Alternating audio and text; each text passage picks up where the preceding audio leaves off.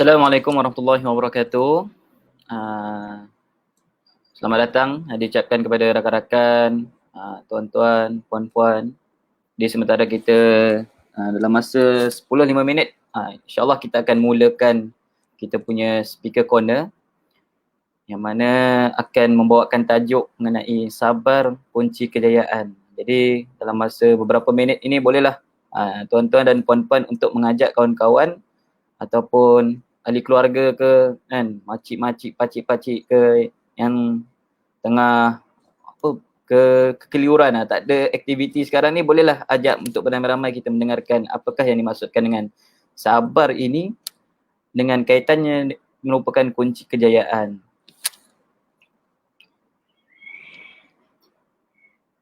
Okay, sambil-sambil tu mana-mana yang tengah tengok bolehlah share live pada hari ini. Okay, boleh share live pada hari ini.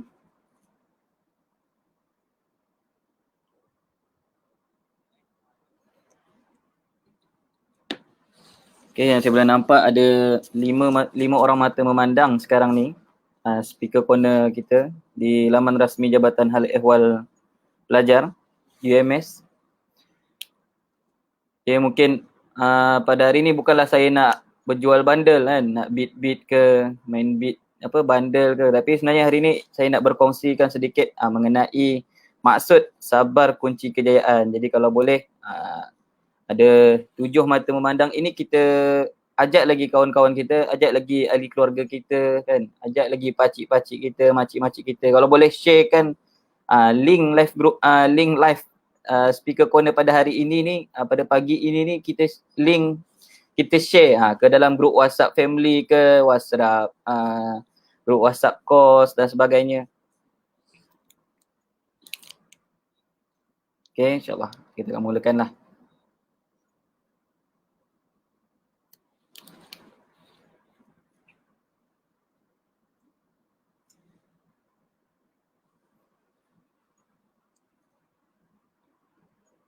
Okay, kita mulalah kan.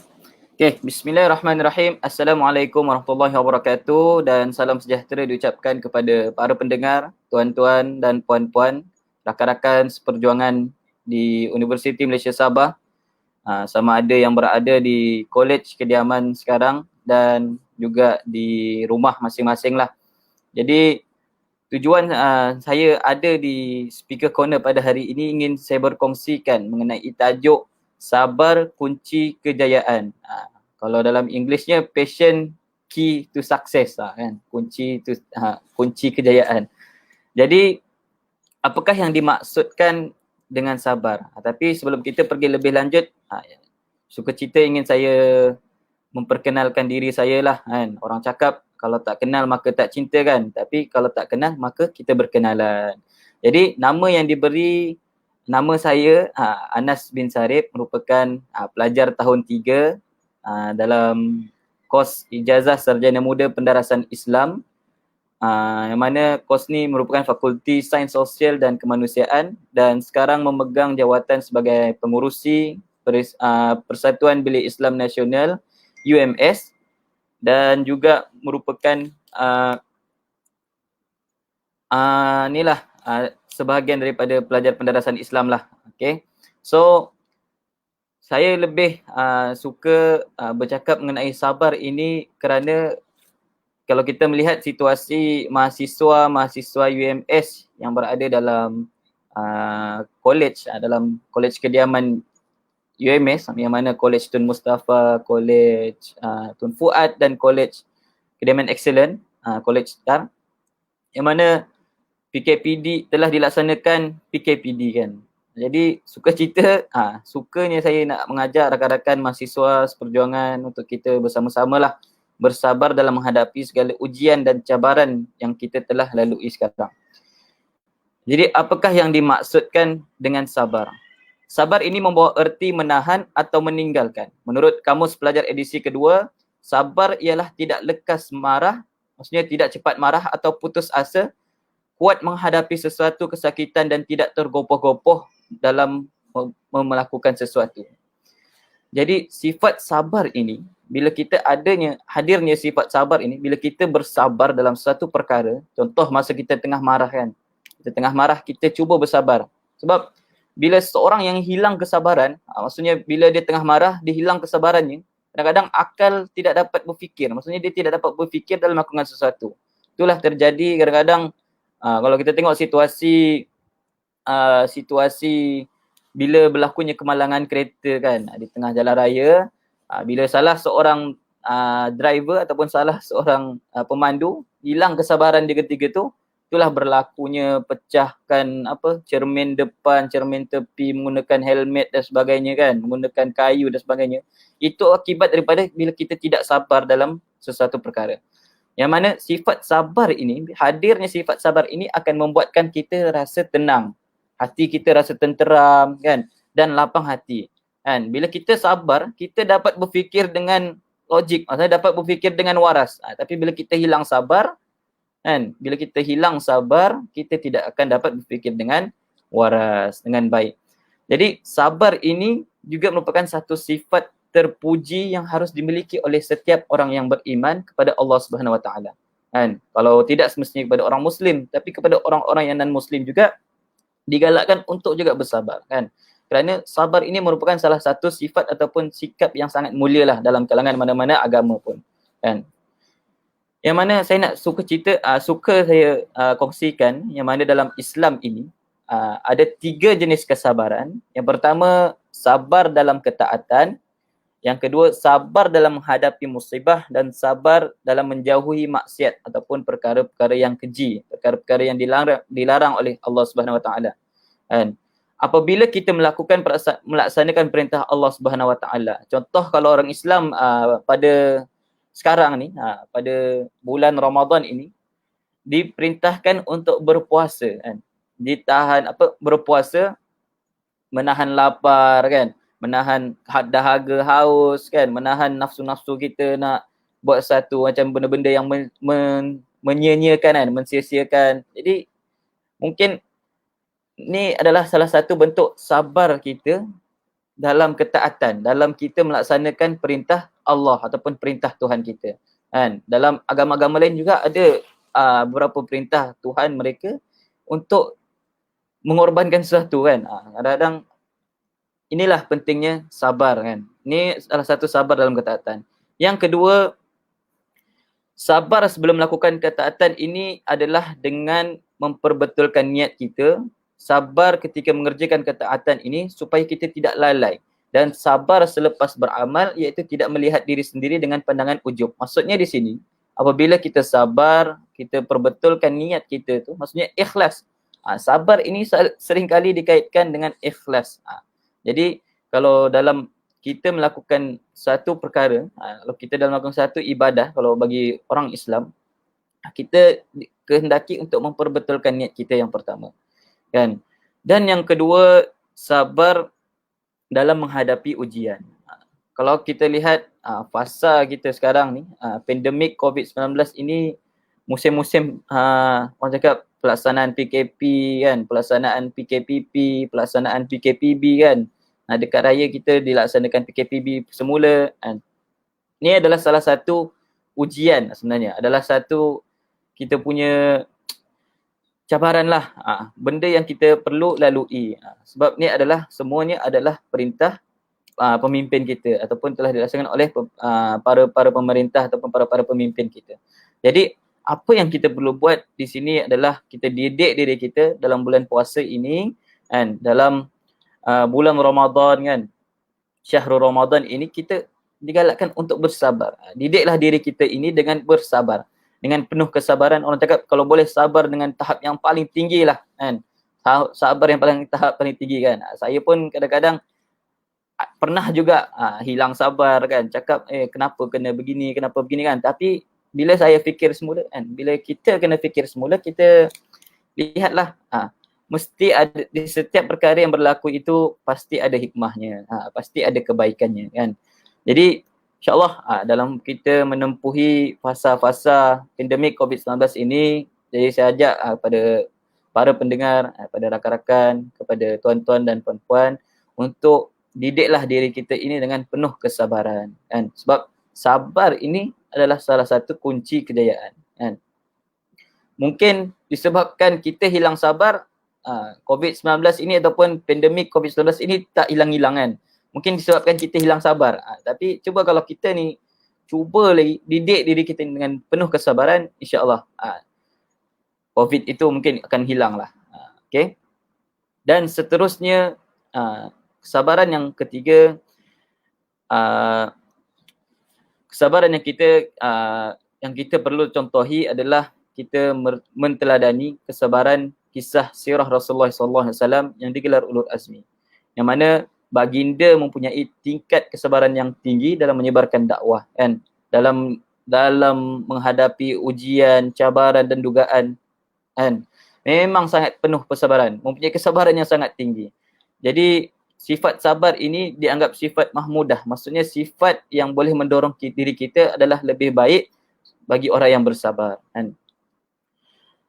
Jadi tadi saya sudah berceritakan mengenai apakah yang dimaksudkan dengan sabar kan, apakah yang diertikan dengan pengertian sabar kan menurut Kamus Dewan, menurut Islam dan ciri-ciri kesabaran, jenis-jenis kesabaran. Jadi sukanya saya nak berkongsi lagi mengenai 5 keutamaan dan balasan bagi orang yang bersabar.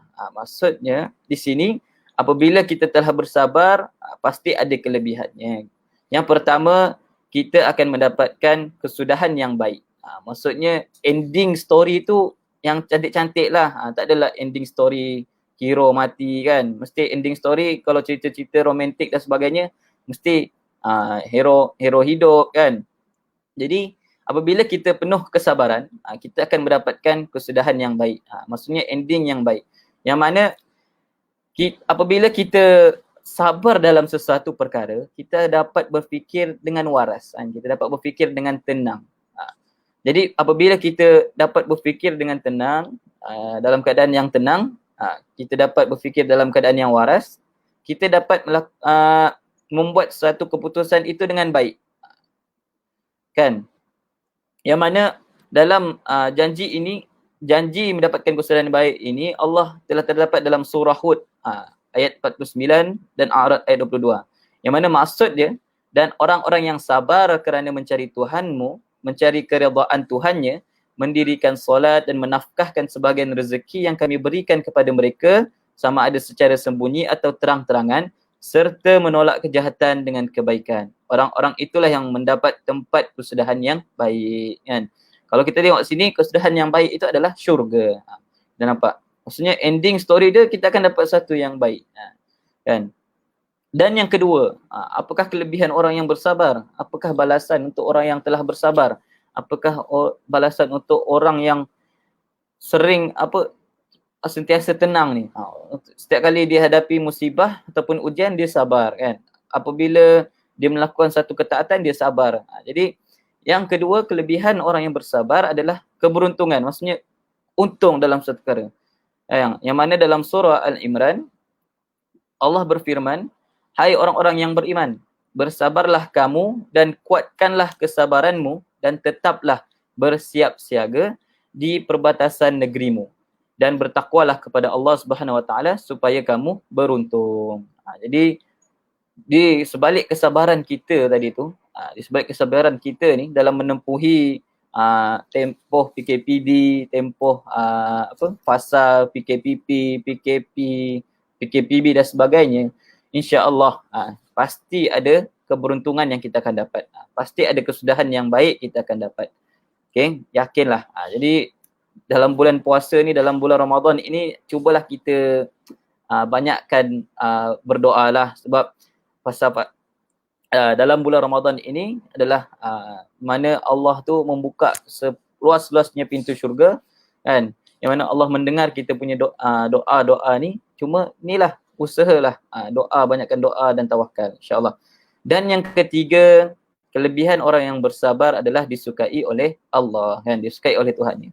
Yang mana sesuai dalam surah Ali Imran ayat 146, Allah berfirman, Allah menyukai orang-orang yang sabar, kan. Kita ni hidup di dunia ni sebenarnya bukanlah kita nak mencari nama, kan, nama kita, title kita, jawatan kita dan sebagainya. Tapi sebenarnya kita di dunia ni kita nak menjadi hamba Tuhan kita ataupun hamba Allah Subhanahu Wa Taala yang terbaik, yang diredai oleh Allah Subhanahu Wa Taala.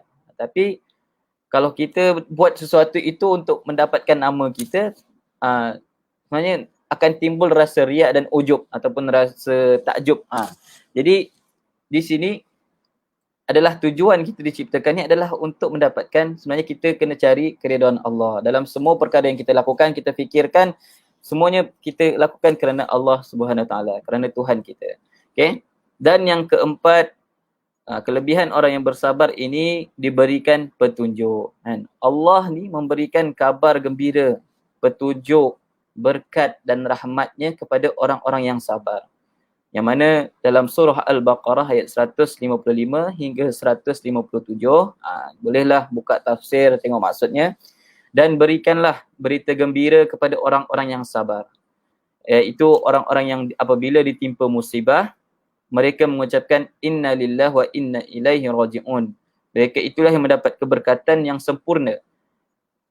Sempurna dan rahmat dari Tuhan mereka, yang mereka itulah orang-orang yang mendapat petunjuk, kan. Ini tidak. Kalau datangnya satu musibah, datang je SOP yang baru, terus boring lah, sikit-sikit nak mengeluh, kan. Tapi sebenarnya bila kita ditimpa musibah, satu musibah, kita ni sebagai orang Islam digalakkan untuk menyebut inna lillahi wa inna ilaihi raji'un, kan. Yang mana ayat ini sering kali disebut-sebut, diucapkan apabila kita mendengar satu kematian, kan. Bila dengar ada orang meninggal, kan, ada ahli keluarga kita meninggal, ahli keluarga saudara mara kita, kawan kita meninggal, kita akan sebut inna lillahi wa inna ilaihi raji'un. Tapi sebenarnya perkataan ini ataupun ayat ini bukanlah untuk kematian sahaja, tapi apabila kita ditimpa satu musibah, contoh bila kita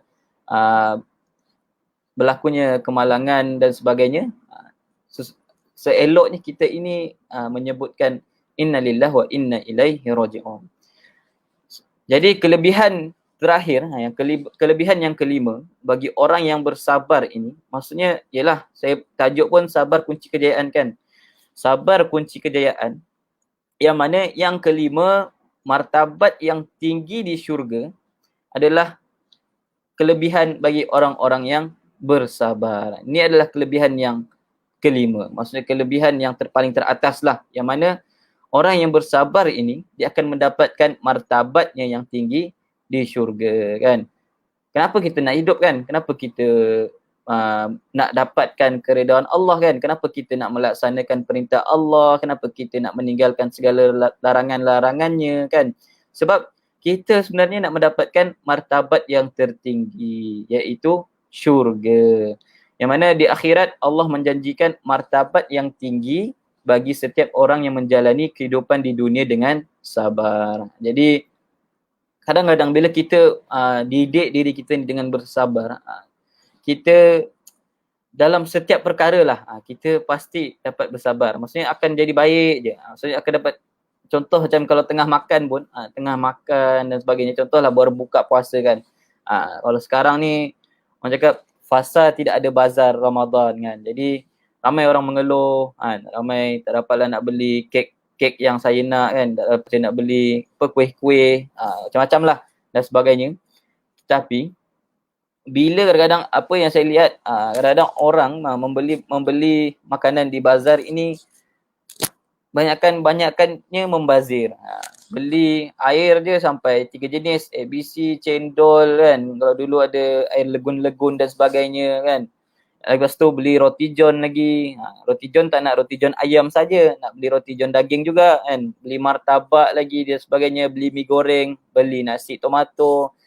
Tapi bila dah bawa balik ke rumah, yang habisnya satu je, roti john je, kan. Yang lain-lain tu okay, nantilah saya makan dulu, nantilah lepas tarawih baru saya makan, kan. Saya bawa more, jadikan more. Tapi dah kenyang, perut kita dah kenyang, kita tak makan sampailah makanan tu basi. Jadilah membazir, kan. Jadi itulah pentingnya sabar ni, bukanlah sekadar tak nak membazir, tapi sabar ni adalah kunci segalanya lah. Sabar ni kunci kejayaan.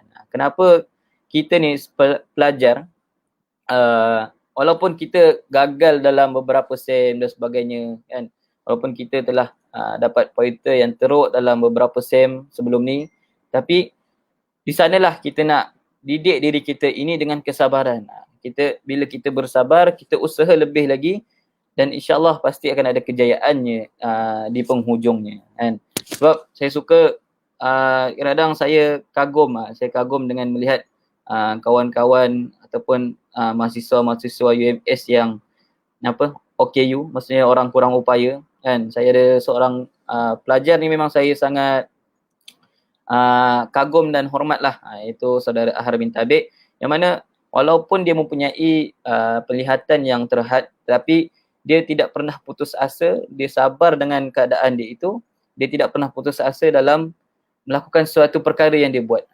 Kalau tengok pergi kelas kan, pergi dalam kelas online, dan saya tertarik juga di mana-mana ada majlis-majlis ilmu ataupun program-program yang dianjurkan oleh kelab-kelab persatuan dan sebagainya, pasti ada muka Ahar bin Tabik kan. Jadi moga-moga kita pun menjadi seorang yang bersabarlah ketika dalam fasa pandemik COVID-19 ini. Okay. Jadi mungkin itu sahaja daripada saya, dan saya nak saya nak mengakhiri saya punya speaker corner pada hari ini dengan satu kata pepatah yang mana sabar itu kunci kepada kejayaan. Anda akan mendapat anak ayam dengan mengeramkan telur ayam, bukan dengan memecahkannya. Boleh faham kan? Contoh, telur ayam, kalau kita pecahkan jadilah telur goreng kan. Tapi kita nak mendapatkan anak ayam bukanlah dengan nak pecahkan dia. Maksudnya pecahkan telur tu, bukanlah nak dapatkan ayam dengan pecahkan telur, tetapi dengan mengeramkan telur ayam. Maksudnya nak mengeramkan telur ayam ni, nak dapatkan anak ayam ni merupakan satu perkara yang perlu sabar lah. Maksudnya nak tunggu dia jadi anak ayam tu sabar. Kena penuh dengan kesabaran. Jadi mungkin rakan-rakan mahasiswa yang mendengar, tuan-tuan dan puan-puan, bolehlah ajak kita punya sekeliling kita, persekitaran kita ini dalam fasa-fasa pandemik COVID-19 ini kan. Saya tengok ramai orang yang hilang sabar kan. Kadang-kadang bila menjadikan laman-laman media sosial macam Facebook, Instagram, Twitter dan sebagainya, bila kita hilang sabar, kita akan tulis sesuatu yang di luar jangkauan ataupun batas hak kita untuk bersuara sebenarnya. Okey. Jadi insya-Allah kita dalam fasa-fasa pandemik COVID-19 ini dan fasa-fasa bulan Ramadan ini, bolehlah kita didik diri kita dengan kesabaran kan, dengan keikhlasan. Okey. Jadi mungkin itu sahaja daripada saya. Bismillahirrahmanirrahim. Assalamualaikum warahmatullahi wabarakatuh. Terima kasih semua. Kalau ada soalan, bolehlah tanya. Sini tak ada kot.